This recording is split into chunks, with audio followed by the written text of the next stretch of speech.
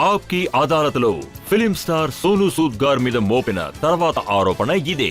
నాయకులు పనిచేసేటప్పుడు ఈయన జోక్యం చేసుకుంటారు అని.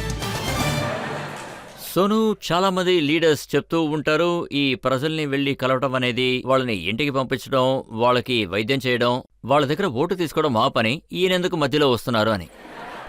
సార్, మన రాజకీయ నాయకులు కూడా ఎంతో మంది మంచి పని చేస్తున్నారు.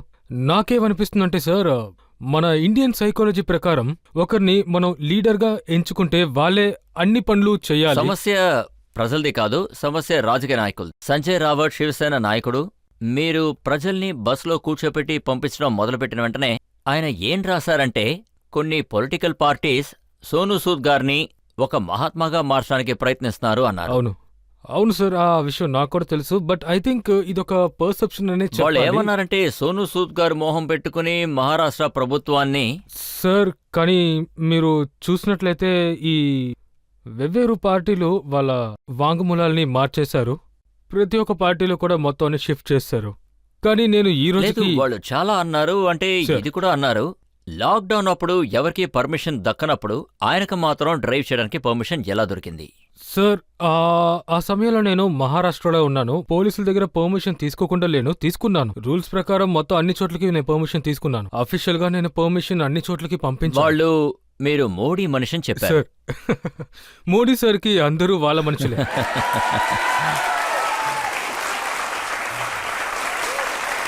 కానీ వాళ్ళ మాటలు వింటుంటే మీకు ఖచ్చితంగా బాధ కలిగి ఉంటుంది. వాళ్ళు అసలు ఏమన్నారంటే, ఈయన ఒక యాక్టర్, డబ్బులు ఇస్తే ఏమైనా చేస్తారు అన్నారు. సార్, అలాంతా ఏం కాదు. వాళ్ళు ఆ విషయం చెప్పేంత వరకు నాకు దాని గురించి తెలియదు. నేను ప్రజల్ని రైల్వే స్టేషన్ కి పంపిస్తూ ఉన్నాను. అప్పుడు నాకు ఒక అతను హఠాత్తుగా ఫోన్ చేసి న్యూస్ చూసావా అని అడిగారు. అందరూ నీ గురించి తప్పుగా మాట్లాడుతున్నారు అని అంటే, నేను ఎవరు ఎలా మాట్లాడుకున్నా పర్వాలేదని చెప్పేశాను. నేను చెప్పేవాళ్ళు చెప్తూనే ఉంటారు, మనం పట్టించుకోకూడదని చెప్పి ఆయనతో చెప్పాను. కానీ ఆ విషయం సాయంత్రం లోపు పెద్ద సంచలనంగా మారింది. ఆ విషయం నాకు కూడా తెలీదు. సార్, నాకేమనిపించిందంటే, ఎవరు ఎంత మాట్లాడినా ఏ ప్రాబ్లం కానీ నిజం కూడా ఇదే కదా.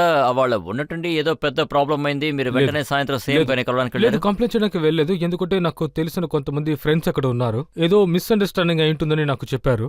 వాళ్ళు అడ్వైస్ చేయడం వల్ల ప్రజలు కాస్త తోడుగా ఉన్నారు. కొంతమంది ప్రజలు కోపడ్డారు. ఇంకా వెళ్ళి కలిసి రావడం కాస్త బాగుంటుందని కొంతమంది కూడా అన్నారు. అందుకే నేను ఆయన కలవడానికి కూడా వెళ్ళాను. కలిసాక ఆయన ఏమన్నారంటే, ఇదొక మిస్అండర్స్టాండింగ్, మా తరఫు నుంచి ఎలాంటి ప్రాబ్లం రావు, ఇదొక క్యాజువల్ మీటింగ్.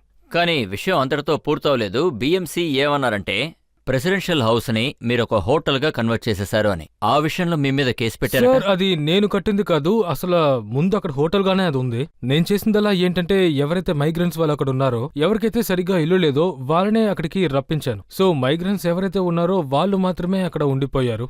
కొంతమంది నన్ను ప్రశ్నించారు, ఇది ఎందుకు అలా చేస్తున్నావు, అది నీ పని కాదు. తర్వాత మీరు శరద్ పవార్ ని కలవాల్సి వచ్చింది. సార్, నేను శరద్ గారిని ఊరికే కలవడానికి వెళ్ళాను. ఆయనతో ఎప్పుడు ఈ విషయం గురించి మాట్లాడడానికి ప్రయత్నించలేదు. అలాగే ఏ హెల్ప్ కూడా నేను. కానీ ఈ విషయం మీకు తెలుసా, ప్రజల మధ్య మీ పాపులారిటీ పెరుగుతూనే ఉందని, దానివల్ల మీకు పబ్లిక్ సపోర్ట్ దొరుకుతోంది. వాళ్ళు ఇది చూసి అసూయపడుతున్నారని. సార్, అసూయపడంతగా నాకేం అనిపించలేదు. కానీ మనం లైన్ లైట్ లోపలికి వచ్చినప్పుడు ఖచ్చితంగా పొగ వస్తుంది. పొగ మాత్రం కాదు సార్, మొత్తం అంతా కాలిపోయింది.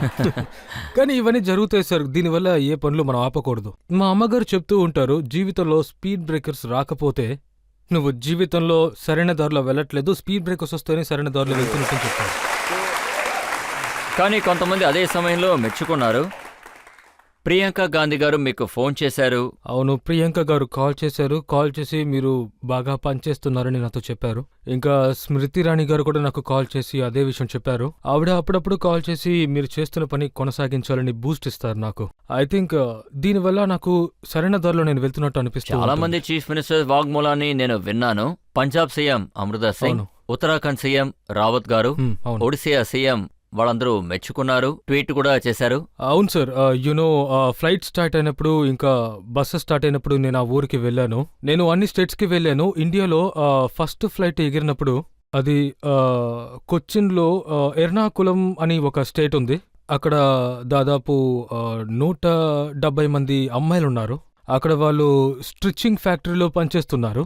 అందరినీ వాళ్ళు బయటికి పంపించాలని అన్నారు. అప్పుడు రాత్రి నా ఫ్లైట్కి స్పెషల్ పర్మిషన్ తీసుకుని వాళ్ళని ఆ రాత్రే ఎర్నాకుళం నుంచి కొచ్చిన్కి నేను తీసుకొచ్చేశాను. తర్వాత ఎయిర్పోర్ట్ ఓపెన్ చేయడానికి నాకు పొద్దున్న 1:30కి పర్మిషన్ దొరికింది. తర్వాత నేను వాళ్ళని కొచ్చిన్ నుంచి భువనేశ్వర్కి తీసుకొచ్చాను. అప్పుడు సీఎం పట్నాయక్ సార్ చెప్పారు, thank you for saving this 170 girls. So ఇలాంటి విషయాల వల్లే నాకు ఇంకా ఇలాంటి మంచి పనులు చేయాలనిపిస్తుంది. కానీ రాజకీయ నాయకులు లాభం లేకుండా ఎవరికీ ఏ పని చేయరు. కానీ ఈసారి చేశారు సార్. ఈసారి కొంచెం ఎక్సెప్షన్ దొరికింది. ఐ మీన్ వాళ్ళ గ్రేట్నెస్ ఇదే అంటే నేను ఇది చేస్తున్నారని వాళ్ళు అక్నాలెడ్జ్ చేశారు. అందుకే నా చేతులను జోడించి వాళ్ళకి థ్యాంక్స్ చెప్పాను. నేనేం విన్నానంటే వాళ్ళు మీకు ఏదో ఆఫర్ కూడా చేశారట. సార్ నాకు ఆఫర్స్ వచ్చాయి, అలాగే పెద్ద పెద్ద పోస్టింగ్స్ కూడా వచ్చాయి. అక్కడికి వెళ్ళి చేరడానికి కూడా ఎన్నో సంవత్సరాలు పడుతుంది. నాకు అంత పెద్ద ఆఫర్ దొరికింది, అలాగే రాజ్యసభలో కూడా ఆఫర్ దొరికింది. అది వినగానే ఎంతో సంతోషంగానో ఎంతో ఆనందంగా అనిపించింది. కానీ దానికి సిద్ధంగా నేను ఇంకా లేనట్టు అనిపించింది. దానికి ఇంకా టైం కావాలి, దానికి పూర్తిగా ఇంకా నా సాయశక్తులు ఇవ్వలేనేమోని నాకు అనిపించింది. అందుకే నేనది చేయకూడదని అనుకున్నాను. కానీ చాలా మంది నాతో ఆ స్థాయికి వెళ్లాలనుకునే వాళ్ళ జీవితం సగం జీవితం అక్కడే అయిపోతుందని చెప్పారు. సో ఐ థింక్ నా జీవిత లక్ష్యమే వేరు సార్. అందుకే. కానీ ఈ ఇమేజ్ మీకు పాలిటిక్స్ లో యూస్ అయిందని అంటారా? మీ సిస్టర్ ని మీరు ఎన్నికల్లో నిలబెట్టారు, కాంగ్రెస్ టికెట్ కొని మరీ నిలబెట్టారు సార్. అది కానీ ఓడిపోయారు. ఇంతకు ముందు మా సిస్టర్ చారిటీ వర్క్స్ చాలా ఎక్కువ చేశారు. అంతకు ముందు చేసేవారు, పైగా ఇప్పుడు కూడా చేస్తూనే ఉన్నారు. మూగాకు వెళ్లి చూస్తే ఇప్పుడు కూడా ఇంటి బయట పెద్ద లైన్ ఉంటుంది. ఆ లోకల్ ఎమ్మెల్యే దగ్గర కూడా ఎవరు వెళ్లరు, అందరూ ఇక్కడికే వచ్చి చూస్తారు. సో నాకేమనిపిస్తుందంటే మేమింకా సిద్ధంగా లేమని చెప్తాము. ఇంకా ఇది కూడా నిజమే. మీకు పాలిటిక్స్ తెలుసుంటే ఇది కూడా ఖచ్చితంగా తెలుసుంటుంది. ఈసారి కూడా ఆమ్ ఆద్మీనే వస్తుంది తెలుసుంటే ఆవిడకే టికెట్ కొనిచ్చేవారు, అవునా? గజ్రివాల్ మంచి విషయమే, వాళ్ళు కూడా మాకు నో అనే చెప్పారు. సార్ మాకు విషయం అసలు ఏంటో తెలియదు. మేము వర్క్ చేస్తూనే ఉన్నాము. ఎక్కడ కూర్చోబెట్టినా కూర్చుంటాము, ఎక్కడ నుంచోమన్నా కూడా నుంచుంటాము. మా లక్ష్యమే వేరు, గెలవడం ఇందులో ఇంపార్టెంట్ కాదు సార్. ఎంతో మంది గెలుస్తున్నారు, ఎన్నెన్నో పదవులకి వెళ్తున్నారు. కానీ నేనేమనుకుంటానంటే ప్రజలు మనసులో గెలుచుకోవడమే ఎంతో మంచి విషయం. మీ గుమ్మం ముందు ఎప్పుడైతే ప్రజలు మీ గుమ్మం ముందు వచ్చి నుంచుంటారో అదే నేను గెలుపని అనుకుంటున్నాను. ఆ గెలుపు గనక గెలిస్తే మీ దగ్గరికి అప్పుడు ఎవరికి రాకపోతే ఏంటి ప్రయోజనం? కానీ మీ స్ట్రాటజీ తప్పైందని మీకు అసలు అనిపించలేదా? అదే ఏఏపీలో టికెట్ ఇప్పించుంటే అసలు మీకు ఎలాంటి ప్రాబ్లం ఉండేది కాదు. సార్ నేనేమనుకుంటున్నానంటే ఒకవేళ గెలుచుంటే అందరం కలిసి ఉండేవాళ్ళం, ఇంకా ఎక్కువ కూడా చేసి ఉండేవాళ్ళం బహుశా. ఆమ్ ఆద్మీ గజ్రివాల్ సార్ కూడా నాతో చెప్పారు. కానీ మీరు చెప్పినట్టు సార్ మాకేమీ అనిపించలేదు అలాగా. మీరేమైనా భయపడిపోయారా ఏంటి? కేజ్రీవాల్ గారిని ఒకసారి కలవగానే మీ ఇంట్లో ఐటీ రైడ్ జరిగింది? లేదు సార్, అలా 19 రోజులు అయ్యాక ఇంటికి చుట్టాలు వచ్చారు, అవునా? 19 రోజుల సార్, నేను క్యాలిక్యులేషన్ మర్చిపోయాను. వచ్చారు sir, but like I said, నేను అరవింద్ సార్ని కలిసినప్పుడు, అంటే నేను ఆయన చూసినప్పుడు, నేను ఎడ్యుకేషన్కి బాగా సపోర్ట్ చేస్తాను. ఈ రోజు కూడా ఒక ప్రొఫెసర్ ఏ ఫీల్డ్ గురించి మాట్లాడినా కూడా 1000కి పైగా స్టూడెంట్స్ని చదివిస్తున్నాము. అరవింద్ గజ్రివాల్ గారు ఏం ఆలోచించారంటే, I should be the face of a program called Not in a Mentor. మేము ఎలా ప్రజల్ని మెంటర్షిప్ చేయాలి, ఆ మెంటర్షిప్ కోసమే మేమందరం కలిసి అక్కడికి వెళ్ళాము. అక్కడికి వెళ్ళినప్పుడు కూడా నేను చెప్పాను, నాకు పొలిటికల్ అంబిషన్ అస్సలు లేదు అని. నేను పిల్లల్ని చదివించడానికే వచ్చాను. బట్ మేబీ అక్కడ ప్రజలు నన్ను వేరేలా చూసుండొచ్చు కూడా అనుకుంటున్నాను. పైగా చుట్టాలు కూడా వచ్చారు, అందులో ఎలాంటి సమస్య లేదు. ఇన్కమ్ ట్యాక్స్ వాళ్ళందరూ ఏదో బీబీసీ ఆఫీస్కి వస్తున్నట్టు వస్తూ ఉన్నారు. మంచిదే సార్. మా ఇంటికి వచ్చినప్పుడు ఉదయం 5:30, 6 గంటలకు వచ్చినప్పుడు నేను త్వరగా మేలుకుంటాను. వాళ్ళు ఎవరిని అడిగినప్పుడు వాళ్ళు ఇన్కమ్ ట్యాక్స్ డిపార్ట్మెంట్ వచ్చారని చెప్పారు. నేను వెల్కమ్ చేసి లోపలికి రండి సార్ అని చెప్పాను. ఇది మాత్రం నిజం సార్. మీరు ఎన్ని రోజులైనా సరే, 4 రోజులు, 5 రోజులు, ఎన్ని రోజులు ఉన్నా సరే ఈ ఇన్స్పెక్షన్ బెస్ట్ గా ఉంటుంది. ఇక్కడ చేసిన ఎక్స్పీరియన్స్ మీరు ఇంకెక్కడ చెయ్యలేరని చెప్తానని అన్నాను. అదే విధంగా సార్ వాళ్ళు కూడా వెళ్ళినప్పుడు చెప్పారు. ఏం చెప్పారంటే, సార్ మీ ఇంట్లో కబోర్డ్స్లో, లాకర్స్లో, మా ఇంట్లో అన్నీ ఓపెన్గానే ఉంటాయి. కబోర్డ్స్ గిబోర్డ్స్ అన్నీ ఓపెన్లో ఉంటాయి. మా ఇంటి గుమ్మానికి లాక్ ఉండదు. పొద్దునే ఓపెన్ చేస్తాము, లోపలికి ఎవరైనా వస్తారు, ఎవరైనా వెళ్తారు. వాళ్ళు కబోర్డ్స్ వెతికేటప్పుడు ఏంటసలు లాకే లేదని అడిగారు నన్ను. నేనేమన్నానంటే, లేదు సార్ ఇక్కడ అన్ని ఓపెన్లోనే ఉంటాయి అని అన్నాను. So I think that was వాళ్ళు మొదటిసారి నిజాయితీ పరుడిని కలిశారని అన్నారు. కానీ వాళ్ళు వెళ్ళిపోయిన తర్వాత వాళ్ళు పంపించిన రిపోర్ట్ ఎక్స్పర్ట్ నా దగ్గర ఉంది ఇప్పుడు. సరే, department of revenue, central board of direct taxes. అందులో ఏం చెప్పారంటే ఇన్కమ్ ట్యాక్స్ రైట్ లో ఈ విషయం తెలిసింది. యాక్టర్ సోనూ సూద్ కంపెనీస్ లో ట్యాక్స్ ఎవేషన్ కి సంబంధించిన ఎవిడెన్సెస్ ఉన్నాయని, అలాగే క్యాష్ కు బదులు చెక్ ఇచ్చారు అని. సో సార్ అది వాళ్ళు ఏం చెప్పారంటే ఈ రోజు కూడా నేను ప్రతి ఒక్క డాక్యుమెంట్ ని ఇస్తూనే ఉన్నారు. వాళ్ళు చెప్పిన విషయాన్ని కూడా నేను జాగ్రత్తగా వింటున్నాను. వాళ్ళు హానరబుల్, వాళ్ళు ఏం చేసినా దాని వెనకాల ఒక పెద్ద అర్థం ఉంటుంది. కానీ మేము ఒకటి తర్వాత ఒకటి మొత్తం అన్ని డాక్యుమెంట్స్ ని సబ్మిట్ చేసాం. ఇంకా ఇక్కడ కూర్చున్నాం కాబట్టి అన్ని విషయాలు సర్దుకుంటాయని అనుకుంటున్నాను sir.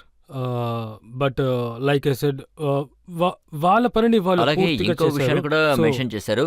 Jaipur based infrastructure company 175 crores అంటే 175 కోట్లు దీని డ్యూబియస్ సర్క్యులర్ ట్రాన్సాక్షన్ చేశారు. సార్ దీనికి నాకు ఎలాంటి సంబంధం లేదు. ఇందులో నేను కూడా ఒక ప్రశ్న అడుగుతాను. నాకు జైపూర్కి ఎలాంటి సంబంధం లేదు, నాకు దానికి ఎలాంటి కనెక్షన్ లేదు, అసలు సంబంధమే లేదు. అందుకే ముందు నేను మీకు ఒక ప్రూఫ్ ఇచ్చాను. అప్పుడే నాకు అర్థమైంది ఇది వేరే ఎవరితోనో కలిపి ఇంతవరకు వచ్చింది అని. నిజం చెప్పాలంటే అసలు దానికి మాకు ఎలాంటి సంబంధం లేదు సార్. ఇదంతా చూసిన తర్వాత కూడా మీకు ఏవి అనిపించలేదా మనం ఎవరితోనూ తలపడకూడదు అని? అది శివసేన పార్టీ కానివ్వండి, బీజేపీ పార్టీ కానివ్వండి, లేదా ఆమ్ ఆద్మీ పార్టీ సార్ కానివ్వండి. నాకేమనిపిస్తుందంటే ఈ ఎక్స్పీరియన్స్ నన్ను పూర్తిగా మార్చేస్తుంది అని. సో నాకు ఇప్పుడు ఆ లైన్స్ గుర్తుకొస్తున్నాయి. నమ్మకంతో ఉండు, నీకంటూ సమయం వస్తుంది. నమ్మకంతో ఉండు, నీకంటూ సమయం వస్తుంది. అప్పుడు గడియారం వాళ్ళదే ఉంటుంది, సమయం నీదే ఉంటుంది. So all this experiences made me stronger. So నేను మీకు ఒక ఎగ్జాంపుల్ చెప్తాను. ఒక జోధ్పూర్ కేస్, ఒకరికి ట్రీట్మెంట్ చేయించాలి. ఆయన ఒక కమ్యూనిటీకి చెందిన అతను కుర్రాడికి లివర్ ట్రాన్స్ప్లాంట్ చేయాలి. ఆయనకి 25 నుంచి 28 లక్షల వరకు అవుతుంది. తనకి 8 ఏళ్ల వయసు. తన పేరు శుభం, జోధ్పూర్ పిల్లాడు. నా ఫ్రెండ్ ఒక అతను రెఫర్ చేశారు. నేను హైదరాబాద్ అపోలో హాస్పిటల్కి వెళ్ళి మాట్లాడాను. తర్వాత అమౌంట్ని 38 లక్షల నుంచి 28 లక్షలకి నేను తీసుకొచ్చేసాను. అప్పుడు నేను వాళ్ళకి ఏం చెప్పానంటే డబ్బులు నేనే రెడీ చేయాలని. నేనేమన్నానంటే మీ వల్ల ఇంత డబ్బుని మీరు రెడీ చేయండి అన్నాను. వాళ్ళు ఏమన్నానంటే నేను 2-3 లక్షలు రెడీ చేయగలను. నేనేం చేశానంటే వెంటనే సీఎం ఆఫీస్కి కాల్ చేసి కాస్త నాకు హెల్ప్ కావాలి సార్ అని అడిగాను. అక్కడి నుంచి నాకు ఒక 10 లక్షలు చెక్ వచ్చింది. వీళ్ళ దగ్గర 2 లక్షలు, నా దగ్గర 6 లక్షల డబ్బు ఉంది. దాంతో నేను ట్రీట్మెంట్ మొదలు పెట్టాను. సో 1.5 నెల తర్వాత బిల్లు నా దగ్గరికి వచ్చినప్పుడు నాకప్పుడు అపోలో హాస్పిటల్ నుంచి 18 లక్షలు బిల్లు వచ్చింది. నేను అప్పుడు ఏం చెప్పానంటే సీఎం ఆఫీస్ నుంచి 10 లక్షలు వచ్చాయి కదా అని అన్నాను. ఏం ప్రాబ్లం ఏంటంటే సీఎం ఆఫీస్ నుంచి వచ్చిన 10 లక్షలు పర్సనల్ అకౌంట్కి ట్రాన్స్ఫర్ అయిపోయింది. అప్పుడు నేను వాళ్ళకి ఫోన్ చేసి అడిగాను, మీరు అబ్బాయిని కాపాడారు, హాస్పిటల్కి బ్యాలెన్స్ బిల్లు కూడా కట్టేయండి. వాళ్ళేమన్నారంటే మా అబ్బాయి ఫ్యూచర్ని కూడా చూడాలనుకుంటున్నామని అన్నారు. అప్పుడు నేనేమన్నానంటే మీ అబ్బాయిని కాపాడకపోయింటే మీ అబ్బాయికి అసలు ఫ్యూచర్ ఎక్కడ ఉండేది అని అడిగాను. అప్పుడు వాళ్ళది ఖర్చు అయిపోయింది సార్ అని అన్నారు. సో ఏ ఫ్రెండ్ అయితే నన్ను రెఫర్ చేశారో ఇప్పటివరకు నేను అబ్బాయిని కలిసింది కూడా లేదు. తర్వాత నా ఫ్రెండ్ ఫీల్ అయ్యాడు, ఇలాంటి వాళ్ళకి అసలు ఎప్పుడూ హెల్పే చేయకూడదు అని.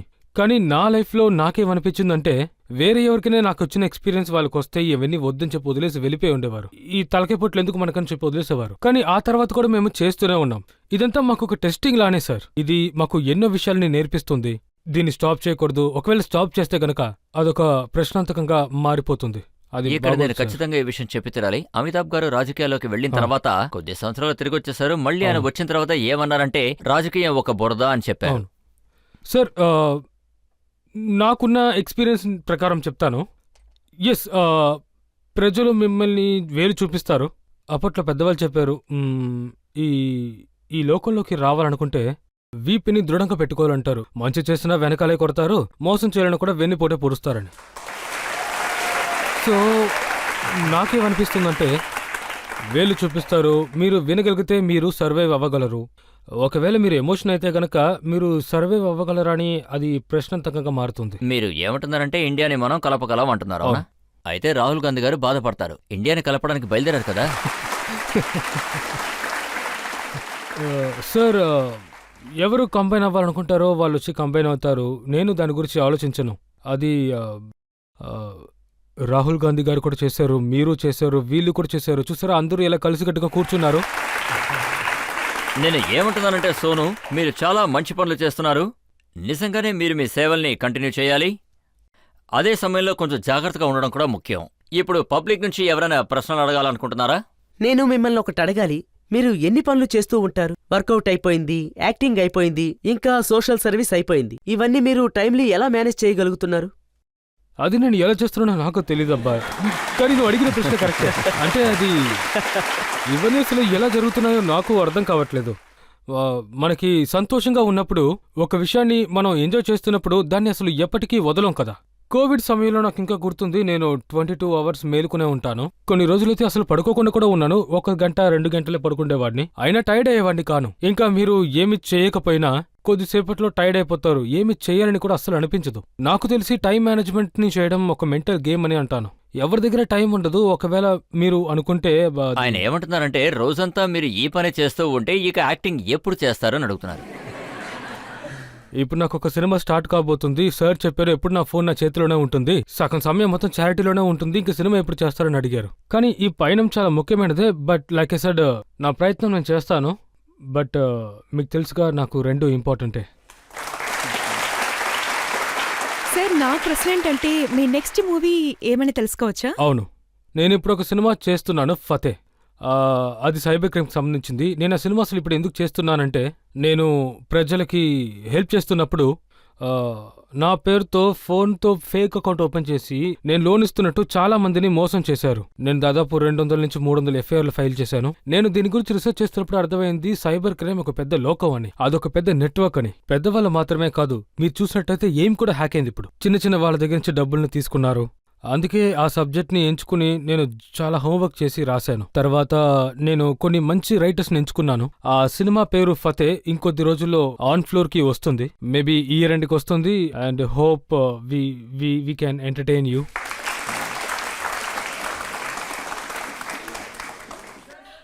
మీరేమన్నారు?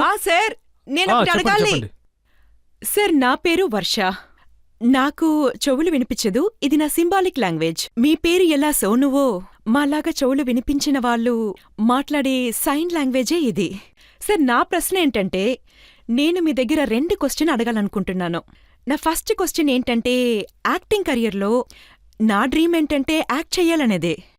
తర్వాత మూవీస్ చూసినప్పుడు అక్కడ హియరింగ్ వాళ్ళకి చాలా ఆపర్చునిటీస్ ఉంటుందని. ఈ ఫీల్డ్లో మాకు టాలెంట్ ఉన్నా కూడా మమ్మల్ని ఎవరూ ఎదగనివ్వరు, మమ్మల్ని అలాగే తొక్కేస్తారు.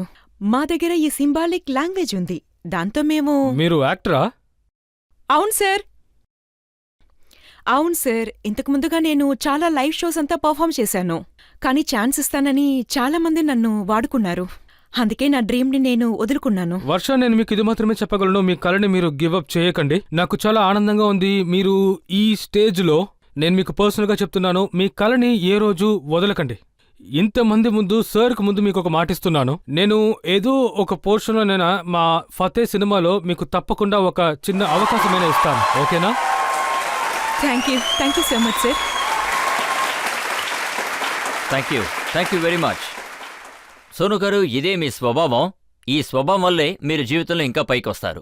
సార్, నేను మీకు చెప్పాను కదా, నేను ఒక మీడియేటర్ని. నేను మెసేజ్ అందజేశానని నాకు తెలియదు, బట్ ఐ థింక్ నాకు తెలిసి ఈ రోజు తనకి నేనేమైనా చేయాలని రాసుందేమో. నేను ఈ చైర్లో కూడా అందుకోసమే కూర్చున్నాను.